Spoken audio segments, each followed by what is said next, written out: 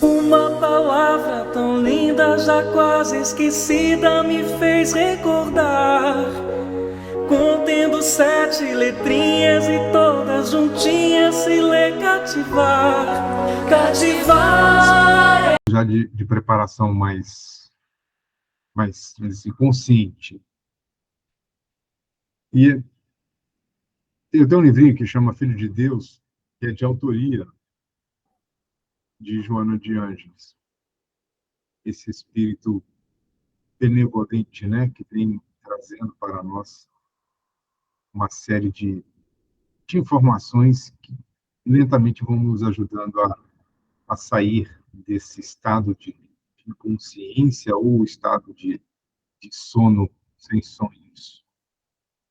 E vamos vislumbrando um futuro diferente, iniciamos um processo de proximidade junto ao Criador, em que pese ele nunca estar distante de nós, nós é que parece que perdemos a conexão. E nessa leitura, há um parágrafo muito interessante a respeito da oração, quando Joana diz assim: quando penetras o aposento interior da alma, guiado pela luz da oração, logras comungar com Deus, ali presente, podendo alimentar-te nessa poderosa força geradora de valores elevados. A oração é o mais forte estímulo de que a alma pode dispor para planificar-se. A oração é o maior estímulo. É como se uma serena intuição, essa busca que sentimos no íntimo, devemos realizar na direção de Deus. A afeição de reminiscência de experiências já vividas, ou de algo que chama-nos a atenção para buscá-lo. Essa secreta intuição fala da realidade superior, concitando a um estabelecimento de uma ponte de 2 vias.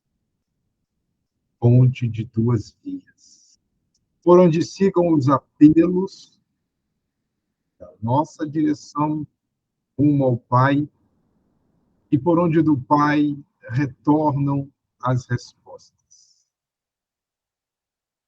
Que nesta leitura reflexiva, já preparando as nossas mentes para este encontro, Deus reconheça o nosso esforço de nos fazermos melhores a cada dia,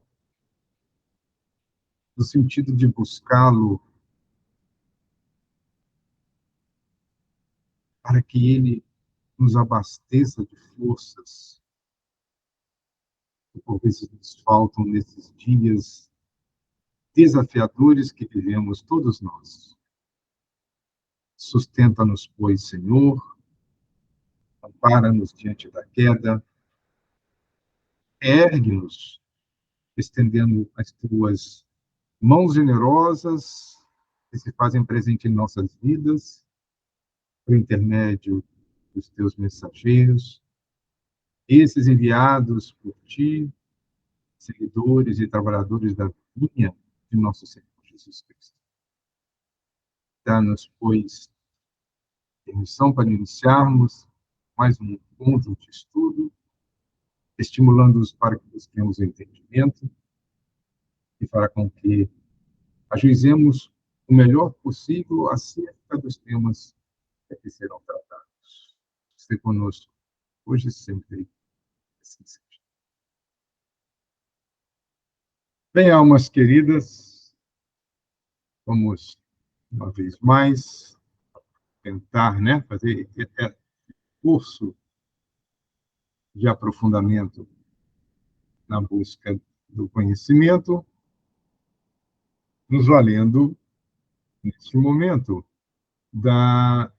dos capítulos 24 e 25. Eu tinha colocado o capítulo 26, mas analisando Bom dia, meus detidamente amigos.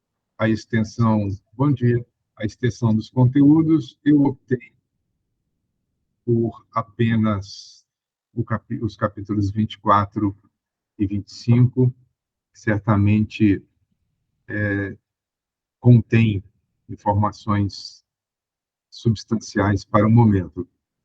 Mas, como sempre fazemos, buscamos recuperar aquilo que foi discutido no encontro anterior como forma de realizarmos um link.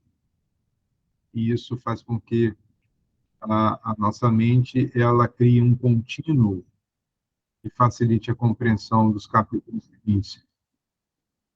O que mais chamou-me a atenção no nosso estudo anterior, que foi dividido em duas partes, né? A terapia desobsessiva, é a complexidade de um trabalho que desenvolve-se antes de um indivíduo buscar a instituição, que ganha uma intensidade maior a partir do momento em que a uma instituição espírita o indivíduo em estado de sofrimento psíquico se vincula, durante a sua permanência, durante a sua frequência, o período em que ele está ali presente na busca da solução do seu desconforto, mas Filomeno, neste capítulo, na parte final, destaca o desdobramento desse trabalho que é realizado no lar. E, invariavelmente, esta fase é por nós desconsiderada. E, embora nós não tenhamos feito, pelo menos eu não me recordo de ter falado algo a esse respeito, e se eu o falei, né? Estamos agora em reforço do que foi dito, é a importância da instituição do culto do Evangelho no lar. É uma ferramenta de sustentação que deveria ser uma atividade frequente, certo? Mas, em se tratando de processos obsessivos dessa natureza, mais complexos, o momento da oração realizada em família, com algumas discussões no sentido de aprofundar aquilo que foi ali apresentado em forma de conteúdo, o quanto isso pode produzir efeitos muito positivos nesse processo que teve um momento, um desenvolvimento e espera-se uma conclusão favorável em se tratando de questões dessa natureza. Então, a gente vai perceber que a terapia desobsessiva ela é mais extensa e mais complexa do que a maioria de nós possa imaginar. Na parte final também do estudo, foi já nos apontado pelo autor espiritual que esperava-se que Lisandra, haja vista o resultado advindo da análise da sua situação da saúde física e mental, esperava-se, como iremos confirmar no estudo de hoje, o seu encaminhamento para um hospital psiquiátrico, a fim de que a ciência terrena pudesse agora apresentar as soluções para a desorganização dos processos mentais, em que pese o avanço significativo no campo da saúde espiritual. Então, é sobre isso que nós iremos tratar no capítulo 24. Tá? Como essa família, ao longo de mais de 25 anos, vejamos, né? Uma expiação que consumiu, se nós considerarmos uma existência, a média, estamos caminhando para 80 anos, mais de um quarto dessa família foi consumida em um processo expiatório. Isso analisando tão somente o aspecto de Lisandra. Se nós colocarmos a vida dos pais, que, por certo, demandaram outros desafios antes do consórcio via casamento, nós aí já estaremos passando quase de uma metade de uma existência. Isso chama-nos a atenção a respeito de um fator que será um pouco mais adiante discutido. Então, inicialmente, nós percebemos que sem a constrição obsessiva de Jules sobre Rafael e de Hermínio Lopes e sua trupe sobre Lisandra, é esperado uma melhora significativa nos pacientes. Então, afastado o agente causal, espera-se que imediatamente ou ao longo de um determinado decurso de tempo, a vítima, entre aspas, do momento, ela apresente um significativo estado de melhora. E é o que efetivamente acontece com Rafael, né? O afastamento de Jules possibilita a Rafael, que já vinha, de certa forma, assistido diariamente por Cândido, incitado a buscar reflexões acerca das causas, né, primeiras da manifestação da sua doença, quais seriam os motivos profundos, não se vinculando a uma obra do acaso ou de uma ação punitiva da divindade ou um esquecimento de Deus em relação a este personagem. Então, na medida em que a pressão espiritual vai diminuindo, abre-se espaço mental para que o indivíduo comece a realizar reflexões mais ajustadas, tenha reações mais lúcidas. Lembremos-nos de que Rafael, no início do processo de manifestação da sua doença, ele era extremamente arredio, irritadiço, ele reagia intempestivamente ante as tentativas de tirá-lo daquele estado de revolta íntima. Então, nós estudamos em algum momento aqui os estágios que todos nós passamos quando defrontados com um diagnóstico menos favorável. Então, é normal que reajamos de maneira agressiva, mas, na medida em que o esclarecimento chega e a ajuda igualmente se faz presente, em especial a ajuda do mundo espiritual, a nossa possibilidade de ver o problema sobre um outro ponto de vista faz com que a paisagem ela se modifique. Da mesma forma, se o pensamento fica mais ajustado, os sentimentos se expressam em uma outra dimensão. Então, sai-se da revolta para a aceitação e depois para a resignação. E a resignação é uma forma ativa da aceitação. E o mais interessante é que, a partir do momento em que o próprio senhor Rafael vai percebendo este processo e o bem-estar que ele passa a sentir em que pese a expiação dolorosa, ele coloca-se à disposição para servir, como veremos mais adiante. O caso de Lisandra também é muito satisfatório os resultados, porque, dada a insistência de Epifânia, insistência no sentido de não se afastar do problema, dada a permanente assistência de Cândido, de vez por outra se dirigiam à residência da família a fim de aplicar o passe na menina enferma. Essa resistência em ir à casa espírita, porque Epifânia é a médium, né?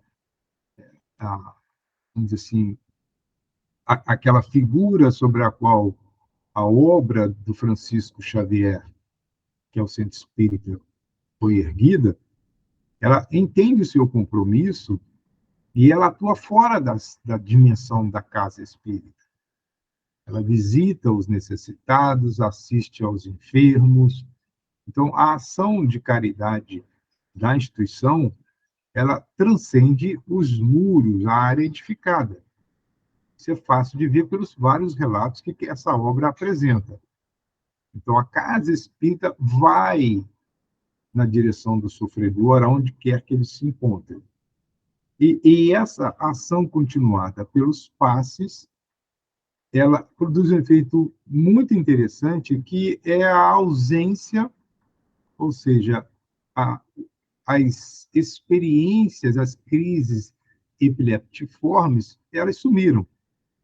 Porque essa crise, semelhante a um ataque epiléptico, tinha como origem uma ação energética dos desafetos espirituais de Lisandra. É lógico que, consorciado, havia uma associação de uma ação energética com um estado mental mergulhado em profundo sentimento de culpa. Isso manifestava-se num desequilíbrio no funcionamento do sistema nervoso, desencadeando esses curtos circuitos que produziam profundo pesar na jovem. Mas há um fato muito interessante, e eu coloco entre aspas, porque é um neologismo que eu criei para traduzir um parágrafo. Cadê a obra? Aqui. Eu vou ler, permitam-me, o parágrafo, para que a gente entenda a expressão que eu quero dar. Então, diz assim, o parágrafo: com o tempo, a menina Louçã perdera a beleza da infância. Chegando à idade adulta, e mesmo desde a adolescência, marcada pelos desaires íntimos. Esculpiam-se-lhe na face, no corpo, os atos pretéritos, que ora a afeavam. O verbo afear significa fazer com que o feio se manifeste, tornar feio algo que antes não era, dificultando-lhe uma exteriorização psíquica que cativasse pela simpatia. Eu fui pesquisar alguns casos muito interessantes a respeito de pacientes que, uma vez imersos em problemas de natureza psiquiátrica, a partir do sofrimento profundo que o transtorno mental ocasiona, alguns pacientes começam a sofrer processos de ou atrofia ou de contração nos tendões faciais, nos músculos da face. E como essas alterações, que estão relacionadas, algumas delas, à mudança do tônus do humor, E é fácil nós observarmos isso, porque quando estamos pesarosos ou irritadíssimos, a nossa face se altera. A nossa sobrancelha, ela tende a buscar a parte mais interior, a testa logo enruga. Então, a expressão facial, por exemplo, é muito trabalhada pelos artistas, que têm que interpretar, por exemplo, personagens que estão irritados ou encantados. Então, eles treinam expressões faciais que dão um ar de entendimento da emoção que o indivíduo está experimentando em dado momento. Só que essas criaturas que passam por um período prolongado de sofrimento psíquico, é como que se os tendões e os músculos eles se adaptassem a essa forma muito cinzenta e nebulosa de ver o mundo. Então, aquilo que é um estado momentâneo, como uma resposta a uma emoção, essas alterações faciais, por exemplo, espanto, a raiva, que é uma contração geral, isso permanece. Então, é esta expressão ou este entendimento que eu compreendi do texto. É exatamente, é como se ocorresse uma atrofia, né, da musculatura, algo que muda as características do rosto. Vejam que Filomeno usa o verbo afear. Então, a pessoa tornou-se feia. Aquela menina louçã, menina louçã é menina com brilho, não necessariamente um estado angelical, mas há pessoas que nós olhamos na sua face e já identificamos com esse um brilho no olhar, um sorriso como que continuado, um estado de paz pelas suas expressões faciais continuadas. Então, aquela característica foi se perdendo desde a adolescência. E ela já, uma moça, mulher, já passando dos 25 anos, agora, pelo sofrimento continuado, tornou-se uma criatura sem brilho, com determinados traços que modificaram-lhe a aparência, ou seja, houve uma modificação do seu semblante. Daí eu ter ousado colocar, entre aspas, essa expressão que, para mim, ela coloca uma explicação razoável a este fenômeno. Então, imaginemos que há pessoas que nós olhamos e se a conhecemos em um momento anterior, pelo estado em que ela se apresenta, é muito fácil nós identificarmos que aquela criatura está em algum nível de sofrimento. Apenas observando postura, expressão facial. Imagina isso ao longo de um período, como pode transformar a aparência de uma criatura. Então, esse era o quadro que se avizinhava, mas, embora esse quadro otimista em Lisandra, algumas contradições elas ainda estavam muito presentes. E essa contradição presente é essa dicotomia entre corpo e mente. Nós temos a estrutura corporal de Lisandra a caminho do equilíbrio, mas, olhando pelo aspecto mental,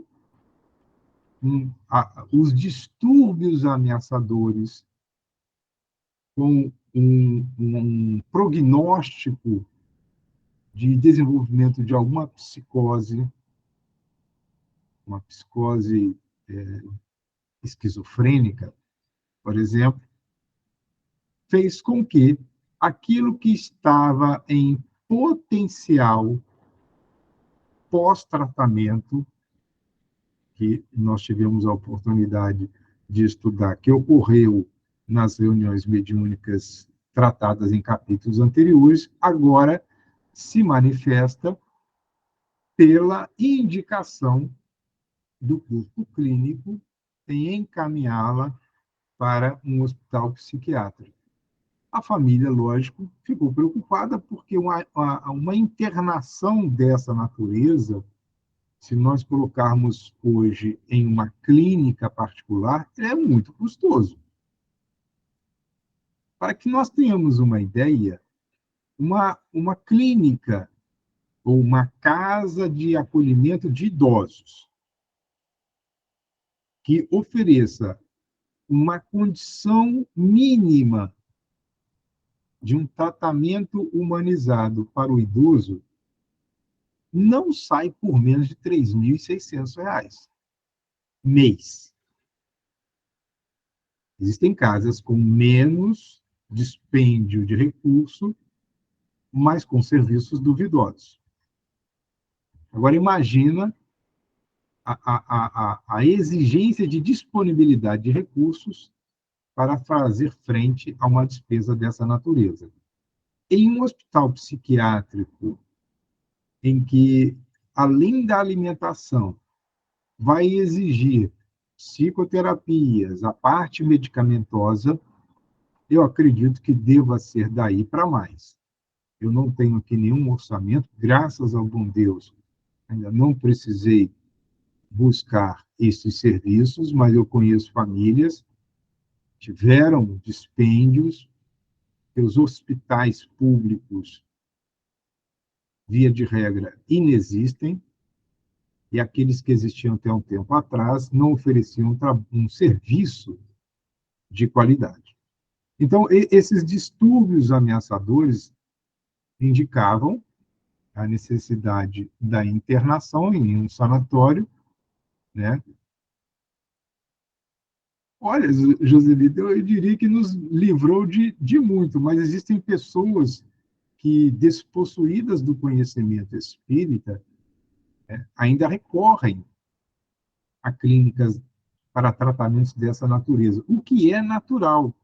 O problema é que os médiums, porque manifestam uma série de percepções extrasensoriais, e quando diagnosticados como portadores de algum nível de transtorno, se é um médium não espírita, ele vai sofrer muito. E o espiritismo nos ajuda a entender esses processos. Tá? Mas o mais interessante para mim é que, vejam, na medida em que Lisandra é encaminhada para a internação em um sanatório espírita, porque Epifânia conhecia uma família que dirigia um hospital dessa natureza e intercedeu a benefício de Dona Artemis para que ela não tivesse um dispêndio maior do que o necessário, havia a sinalização, como veremos adiante, da possibilidade de retorno de Rafael ao lar. E não seria produtivo o retorno de Rafael ao lar, tendo a presença de Lisandra nessas condições, ainda com muito resquício dos processos, né, dos compromissos assumidos na última existência. Então, pelas informações que obteve na reunião mediúnica, aquilo estava muito próximo, essa informação, do seu inconsciente, ou do seu inconsciente atual. E, dada esse distúrbio de natureza mental, as informações poderiam ser acessadas com muita facilidade. Então, se ela estivesse em casa, na presença do seu pai, poderia ter um agravamento da sua condição mental. Então, o mundo espiritual é muito sábio, e a gente precisa entender. Vejam que a família ela foi muito resignada, porque o ideal para a família naquele momento era juntar todo mundo. E o que é que estava acontecendo nesse momento? A filha indo para um sanatório, o pai retornando do leprosário e o filho Gilberto na expectativa de contrair matrimônio, portanto, sair de casa. Veja como tudo acontece no seu tempo. Gilberto sai depois de ter cumprido o seu papel de ser alguém importante na manutenção econômica da família, ser a presença masculina dentro do lar, a figura ausente do pai, era, embora jovem, ele trazia uma certa segurança. Era alguém que poderia ficar junto à irmã, em que pese aqueles sentimentos que ele manifestava de uma pequena aversão. Lá na fase inicial, ele não sabia o porquê dessa aversão, depois ele passa a compreender, via revelações que a frequência da casa espírita lhe facultava. Então, tudo acontece no momento certo. E esta família é um exemplo de resignação, de aceitação das injunções penosas que chegaram ao núcleo familiar em forma de expiação. Nós vamos perceber que Lisandra é acolhida, portanto, num sanatório espírita, recebe um tratamento humanizado, as terapias são associadas à terapia espírita, a parte do estudo em especial do Evangelho, momentos de reflexão, o tratamento pelo passe, mas também a ação psicoterápica clínica, mas concomitantemente com a parte medicamentosa. E observemos que em 3 semanas, nas 3 primeiras semanas, ela já apresenta melhoras significativas. Imaginemos que durante muito tempo de ensimesmamento, aquele isolamento, a busca por viver uma vida apartada da presença de outros, imersa em seu mundo íntimo, ela faz um cartão e este cartão é enviado pela enfermeira, que em encarnação anterior tinha sido a sua camareira. Portanto, alguém que lhe guardava muita estima. Ela reencarna ao ponto de ela afirmar que Lisandra retorna ao seu ambiente de convivência, como que se ao ambiente de sua família. Até quando nós entregamos a Deus, fazendo a nossa parte, na certeza de que Ele jamais deixará de prover a resposta, as ações concorrentes para a solução de um problema, elas sempre acontecerão no momento preciso. O tempo de Deus é diferente do tempo nosso. O tempo nosso é medido pela dimensão cronológica, na mitologia grega, Cronos. O tempo de Deus é um tempo diferente, é uma dimensão que tem um outro ritmo, na mitologia grega, o Kairos. O tempo de Deus é diferente do nosso tempo. Assim, nós avançamos para o capítulo 25, e esses capítulos finais, nós vamos perceber que eles são muito mais reflexivos. Eles têm menos grau de intensidade. Né? Depois da tempestade, sempre não vem a bonança? Então, passado anos e anos a fio de sofrimento, de pesares, e nós temos aí a figura de Artemis e sua cunhada Ermelinda, que se uniram em prol do auxílio a esse núcleo familiar composto por Rafael, Lisandra e Gilberto. Quanto tempo? Imaginemos, mais de 25 anos, e não está registrado nesta obra nenhum momento de rebeldia ante as leis divinas. Muito pelo contrário. E este capítulo mostra-nos, por exemplo, uma filha que fica quase 3 décadas sem ver o pai. Hoje nós somos aquinhoados, né, com a tecnologia, embora por vezes seja-nos difícil estar perto de nossos familiares, uma ligação por vídeo já diminui aquele sentimento de pesar por não estar perto. Uma ligação por apenas valendo-nos do áudio da mesma forma.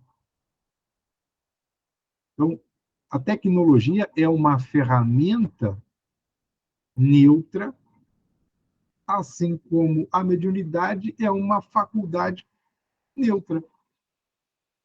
O mau uso é do indivíduo. Então, nós demonizarmos a tecnologia é uma afronta às leis divinas, em especial a lei do progresso.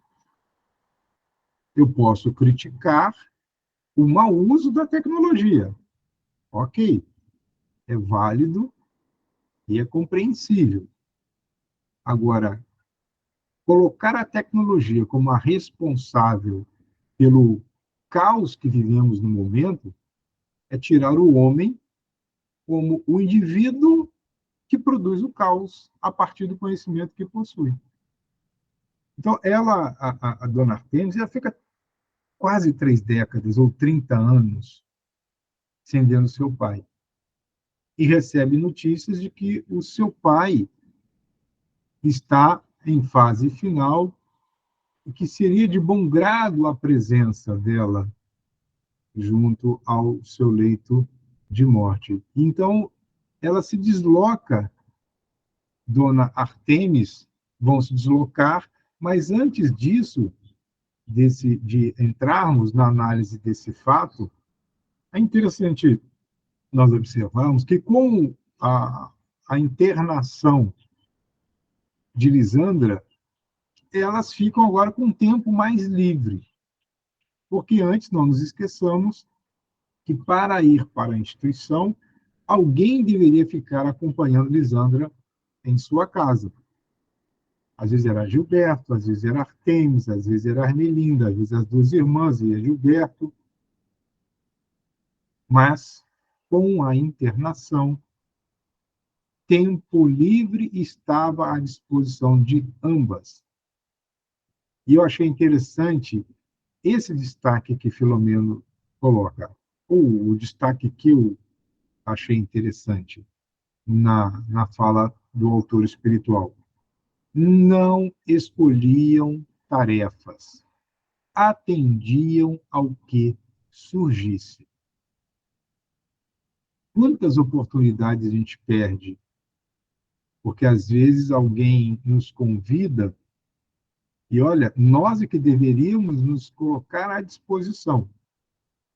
Mas às vezes ficamos na casa espírita esperando um convite. E quando o convite chega, a gente, não, mas olha, não sei o quê, não, não é bem o que eu queria, eu não... E a gente perde a oportunidade de superar, talvez, determinadas limitações. Mas lá nas entrelinhas, um aspecto... Ih, gente, olha, me desculpem, ali saiu errado na projeção, depois eu vou corrigir. Saiu na mesma sequência a ação que eles fizeram. Mas, em verdade, Artemis e Ermelinda começam no Ministério da Caridade Material, vinculando-se a atividades que produziam, por exemplo... Não, Leandro, foi erro mesmo, viu? É erro de digitação. Há uma ferramenta que a gente usa para replicar um quadro, eu repliquei e não corrigi.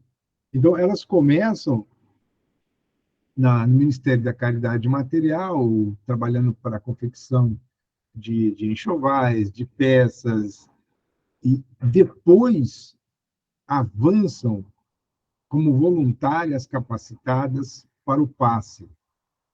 Aí seria já o Ministério da Caridade Espiritual. Então, há uma progressão.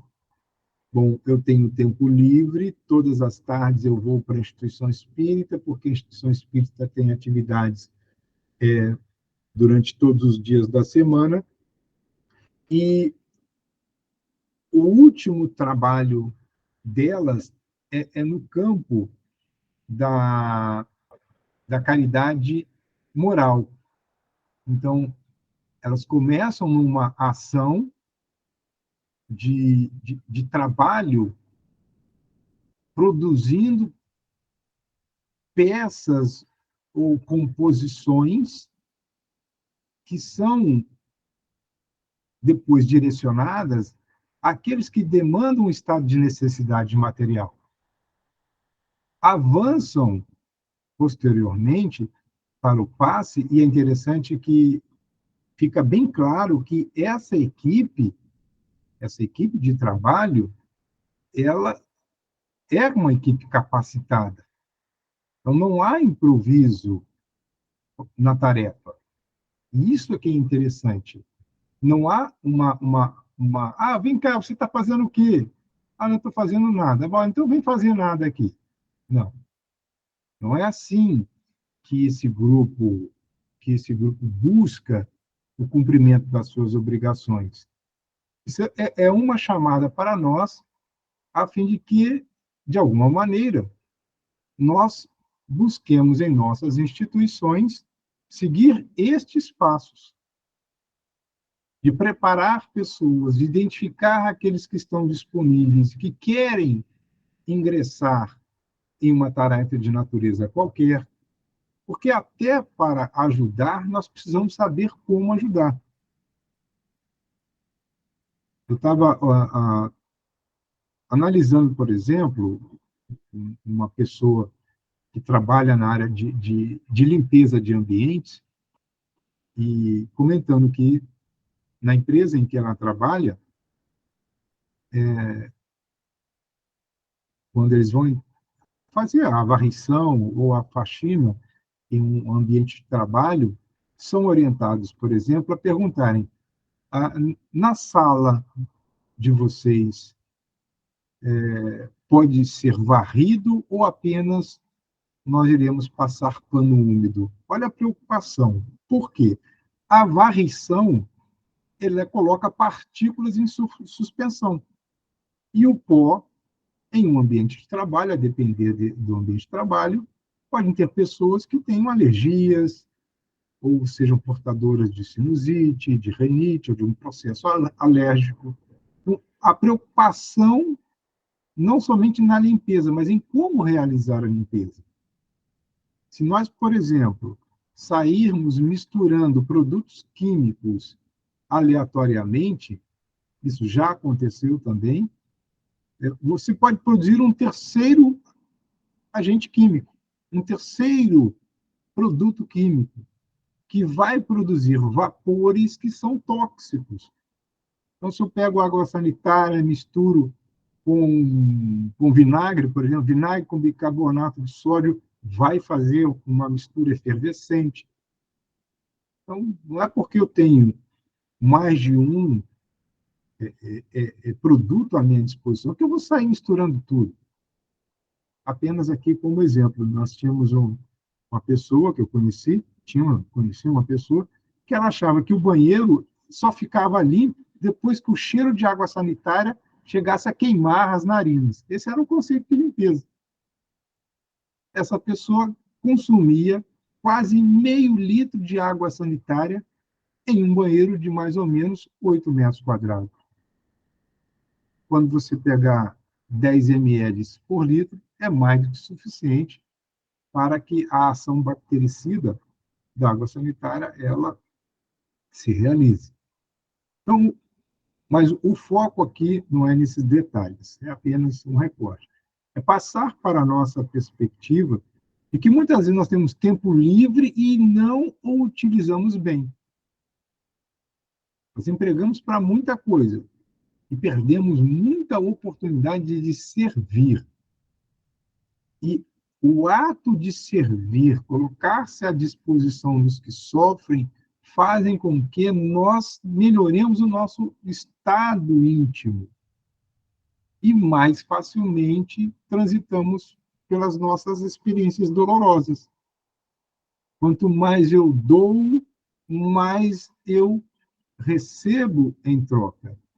Mas é interessante nós observarmos também que Rafael, lá ainda no leprosário, começa a fazer bom uso do tempo livre que ele dispõe. Porque o tempo da revolta, ele utilizava o tempo disponível para ficar recluso, afastado do convívio das outras pessoas, reclamando, ruminando a sua própria dor. E nós observamos em estudos passados que todo evento estressor, seja ele qual for, quando nós não sabemos lidar com este evento que produz um estado de alteração profunda em nosso humor, isso vai afetar no sistema imunológico, diminuindo as resistências do organismo no enfrentamento de infecções bacterianas, de infecções virais, favorecendo a instalação de doenças. Então, se eu emprego bem o meu tempo, reagindo de forma otimista diante dos desafios, a minha saúde vai responder de outra forma. E aí, interessante esse grupo do otimismo que Rafael elabora e depois é acolhido pela direção lá do leprosário, e a partir das suas experiências no grupo do otimismo, Filomeno qualifica Rafael como exemplo vivo de homem renovado em Jesus Cristo. Um indivíduo deformado pela lepra, mas que tem em Cândido a figura do seu anjo de guarda encarnado, que mostra para ele uma perspectiva diferente para que ele transite pela sua experiência dolorosa, buscando tirar dessa experiência ensinamentos para o futuro. E aí a importância, né, como o Espiritismo ele é impressionante. A visão de mundo já não está limitada pela experiência berço-túmulo. O Espiritismo nos convida a pensar na nossa vida além túmulo. Daí, para Rafael, o tempo passa a ser um grande aliado. E a pergunta, penso eu, que ele deve ter feito é: se eu tenho uma vida futura que será resultante da minha vida atual, e se a minha vida atual já está se expressando em profundo pesar, a continuar utilizando o tempo da forma como eu estava, este processo tende a continuar na vida além túmulo. Se está ruim agora, pode ficar pior depois. Então, o tempo disponível, empregado de forma diferente, passa a ser, para Rafael, um grande aliado. Todo tempo é oportunidade para agir de forma diferente. Então, tempo é aliado e fé passa a ser para Rafael, como deveria ser para todos nós, esse dínamo gerador de forças que faz com que nós percebamos que o tempo à nossa disposição deve ser melhor empregado. Lembremos-nos do conceito de trabalho, que é o emprego útil do tempo dos recursos de que dispomos. Muitas das vezes, estamos realizando alguma coisa que é só consumição de energia, mas aos olhos do espírito não é trabalho, porque o resultado não é útil, muito pelo contrário, traz prejuízos para o indivíduo e prejuízo para terceiros. Saibamos, né? Portanto, gerenciar melhor o nosso tempo. Então, esse grupo de otimismo, eu destaquei 2 parágrafos que eu acho interessante trazer à nossa discussão. Foi formado de pessoas doentes, possuidoras de crenças diversas, mas a fundamentação está no exemplo, porque as pessoas viam o comportamento de Rafael antes e agora encontram um homem renovado.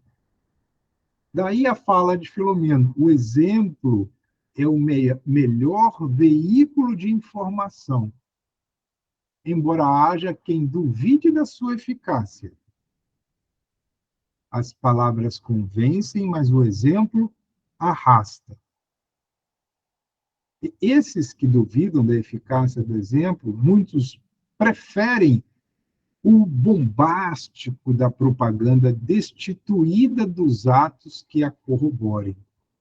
Veja que Filomeno, de alguma forma, já naquela época, apresentava para nós os preâmbulos do que hoje é tratado como fake news, como desinformação, porque nem sempre o que estamos a observar em forma de notícia, de textos, é a expressão fática do que aconteceu. É apenas uma narrativa. E como nós estamos vivendo, creio eu, aqui me valendo de uma técnica da semiótica, vivemos um processo de letargia cognitiva, onde uma expressão significativa da nossa sociedade tem preguiça mental,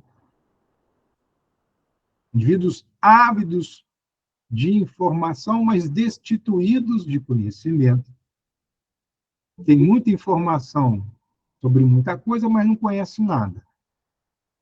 E essas criaturas, né, com essa espécie de letargia cognitiva, elas querem influenciar e, às vezes, influenciam pessoas tão desavisadas quanto outras tantas.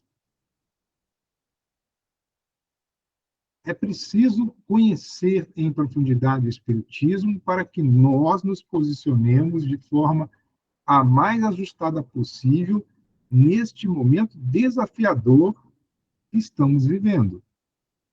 Quem conhece a doutrina espírita e, além de conhecer, busca vivenciá-la, é muito fácil perceber uma grande encenação, e isso está lá em A Gênese, no momento que estamos vivendo. Mas que sejamos nós exemplos para que os outros se modifiquem, assim como nós observamos em Jesus, o grande estimulador, modelo e guia para a nossa humanidade. Eu vou botar ela. E o mais interessante, num outro recorte que eu apresento, desta obra, em especial nesse capítulo, referente ao grupo do otimismo, é que este grupo em especial o seu dirigente, que era Rafael, não aspirava a resolver os conflitos alheios. Anelavam auxiliar de alguma forma, porque quando a gente pensa que vai resolver o problema dos outros, nós podemos complicar o problema do outro. Nós temos que apresentar uma forma de ver o mundo de maneira diferente, para que o outro escolha. As pessoas nos buscam e ficam assim: ah, mas você faria o quê? Eu falei: eu não sei. Ah, o que você acha que eu devo fazer?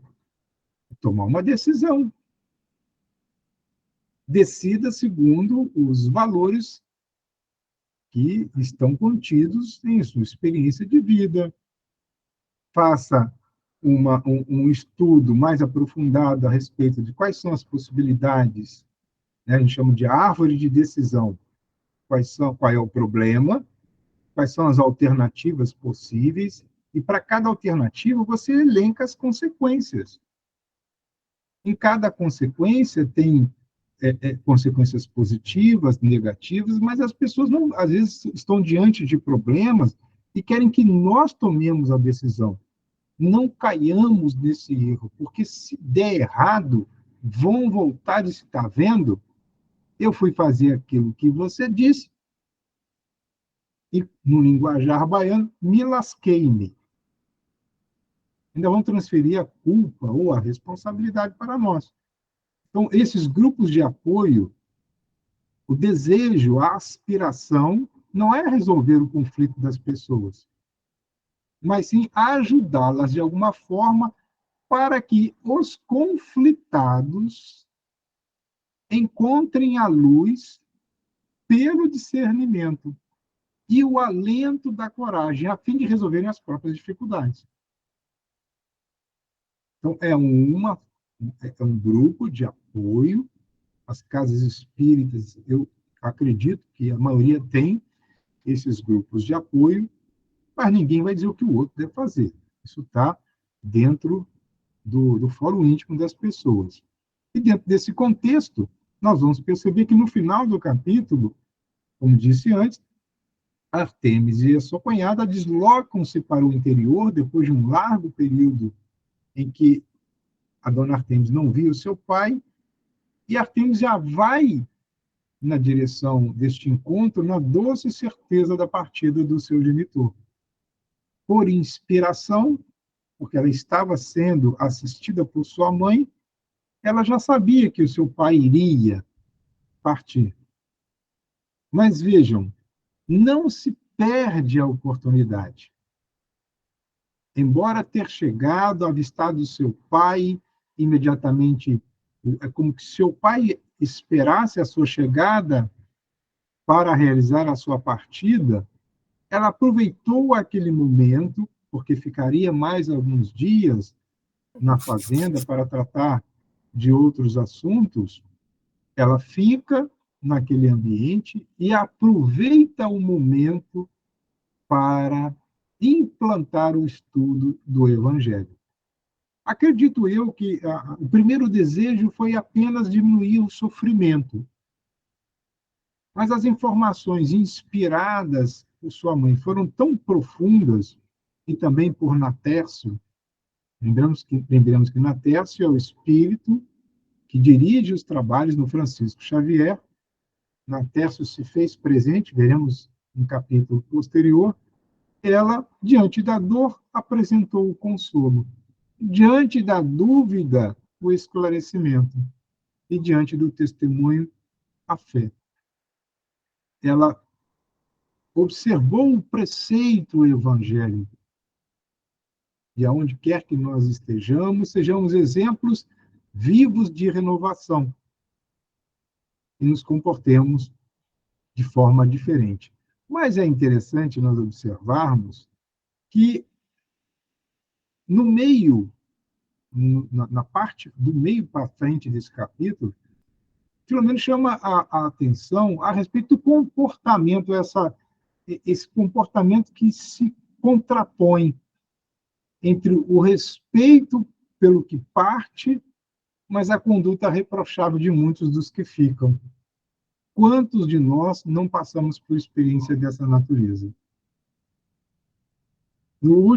Na última despedida na qual eu me fiz presente, e foi do meu amigo querido de José Ferraz, eu vivi uma despedida totalmente diferente. Naquele momento, nós presenciamos uma despedida eminentemente cristã. Eminentemente cristã.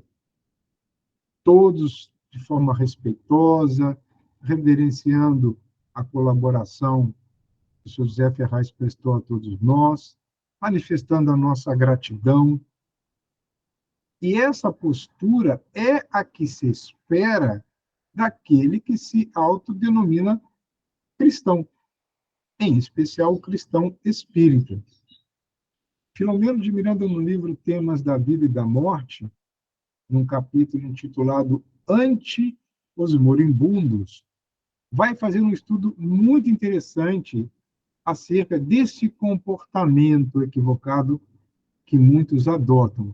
Porque, via de regra, a maioria procede desta forma, manifestando desespero, blasfêmia, inconformismo, porque a sua visão de mundo ela está centrada no materialismo imediatista.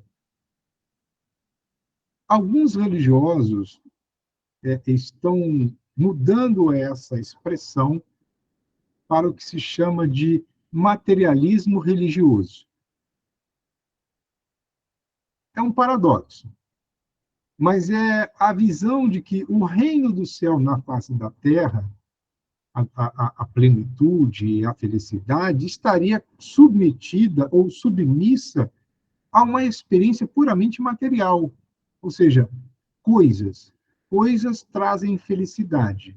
Quando eu não tenho uma coisa, eu perco o foco, eu perco a felicidade. Então, a morte, porque faz com que alguém que foi coisificado em maior ou menor expressão, já não mais está presente. Como esta coisa, esta pessoa materializada, ela está agora deitada inerte, com ela eu não irei mais interagir, é um objeto sem finalidade. E isso vai me causar desespero, porque não terei mais a sua companhia, Deus não olhou por mim, por que fulano e não Beltrano? A gente começa a fazer escolhas, comparações, e, via de regra, não nos conformamos. Então, a maioria ainda está numa experiência nesse nível. Só que este comportamento vai produzir, como tivemos a oportunidade de estudar no último encontro, quando analisamos a questão da participação dos indivíduos que compõem uma reunião mediúnica, o pensamento interfere no fluido. Existe um fluido que é pessoal, um fluido que é ambiental, um fluido que é da natureza, e esse pensamento agressivo, inconformado, blasfêmico, produz dardos que estão, via de regra, vinculados ao defunto e vão atingir aquele indivíduo que está em fase de deslocamento, porque a morte já ocorreu. A morte é esse encerramento do ciclo biológico, assim como a concepção é o início do ciclo biológico. Então, como teve um tempo para uma justa posição do espírito ao seu corpo físico, a maioria de nós demandará um tempo para a desvinculação do corpo físico a uma dimensão espiritual. E é nesse momento que nós estamos precisando de paz, de entendimento, de oração, de resignação. E essas criaturas, portanto, que assim procedem, levam perturbação a um indivíduo que está em estado de necessidade. É lógico que há todo um processo de acolhimento, na medida do mérito, espíritos vão trabalhar para que essa perturbação seja diminuída. Está lá em O Livro dos Espíritos. A perturbação, ela depende de inúmeros fatores. Ela pode ser rápida ou prolongar-se por horas, dias, meses, anos. Só que essa perturbação, via de regra, ela é uma perturbação cuja origem está no indivíduo. Imagina aquela que a gente recebe pela perturbação que o outro está enviando na nossa direção. Quais são as consequências, portanto, quando adotamos uma conduta semelhante a essa? É a produção de uma psicosfera agressiva que alcança o convalescente em estado de sono. Imaginemos que nós chegamos cansados depois de um dia de trabalho exaustivo, recorremos ao nosso leito depois de um banho, né, que nos traz uma renovação de ânimo, realizamos a nossa oração, deitamos e quando começamos a dormir, o vizinho liga a televisão no último volume. E naqueles programas, né, perturbadores, eu estou em estado de repouso, buscando um nível mais profundo de consciência, mas há um fator externo que me incomoda. E se eu estou a ouvir a narrativa, as discussões, as ideias, o ato de ouvir pode levar o indivíduo a recriar no campo mental as cenas que estão sendo captadas pela audição. Então, isso acontece com os espíritos que estão em processo de desencarnação. As discussões, as brigas. Ah, legal. É isso aí, Glécia, parabéns. Então, vejam que as discussões no ambiente de despedida geram impactos no fluido. Este fluido ele pode moldar as formas que estão sendo elaboradas pela força do pensamento ou pela verbalização do pensamento. Então, as cenas criadas na nossa mente impactam no fluido, vão na direção do indivíduo que parte, e ele agora está naquele estado de não sabe aonde se encontra, está se readaptando, vendo os seus parentes naquele disputa sem sentido ou num estado de rebeldia. Isso é muito desagradável para a experiência do espírito que parte. Então, esse é um capítulo que vai nos chamar a atenção a respeito de alguns fatores. O emprego útil do tempo de que dispomos e aonde quer que estejamos, que aproveitemos a oportunidade que aparece para, na oportunidade, dar o nosso testemunho de fé, auxiliando aqueles que estiverem conosco com os recursos que a doutrina espírita está nos disponibilizando. E quando participarmos de despedidas de quem quer que sejamos nós o exemplo de conduta cristã, em percebendo alguém em estado de exaltação, se for o caso, nos aproximar, se for alguém que a gente conheça, para diminuir as ações intempestivas, se nos for facultado, criarmos um momento de uma fala que seja convergente para os presentes, a fim de afastar os amigos que estão prestando as últimas despedidas, mas de uma outra postura. Então, é um capítulo que traz para nós também reflexões que a gente pode aproveitar no dia a dia de nossas vidas.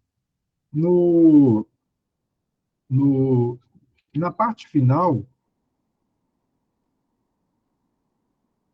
Filomeno vai dizer assim, ó, não se encerrando a vida no túmulo, conforme preceituam todas as religiões, a vida não se encerra no túmulo. É mister compreender-se que uma sociedade de sobreviventes possui sua própria estrutura, seus códigos, seus dispositivos espirituais, sua forma especial de existência.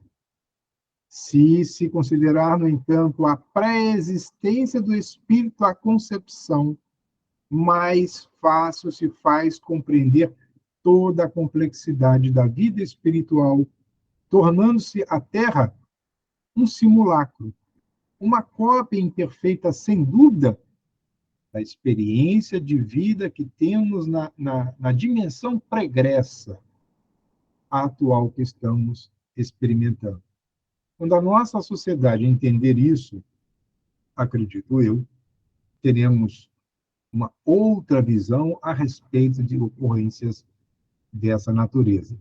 Daí que as lições sobre a imortalidade, a evocação dos dias apostólicos, das pregações heróicas, imantavam os ouvintes e os felicitavam. Aí Filomeno faz uma referência mais direta ao comportamento de Adelaide durante os dias que ela permaneceu na fazenda, dando suporte a todos que ali se encontravam, estimuladas pela inspiração de Dona Adelaide.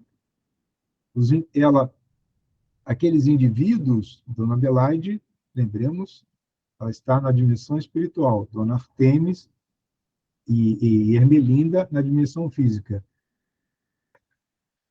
Essa dupla de almas afins, mesmo diante da dor, que já traziam essas experiências dolorosas da própria família, e diante da experiência da dor dos seus parentes, elas não se deixaram entregar, aproveitaram a oportunidade, portanto, para exercer a caridade, ficando um convite para todos nós que façamos o mesmo.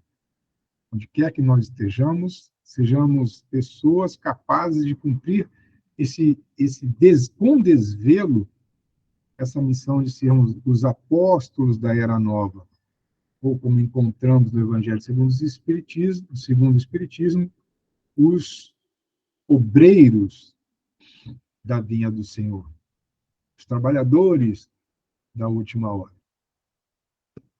Foram essas as considerações para a manhã de hoje, abrindo agora para que alguém quiser fazer alguma consideração, fiquemos todos à vontade. Encerramos um pouquinho mais cedo, mas adiantar um outro capítulo, eu preferi não fazê-lo neste momento. Alguma pergunta, meus queridos?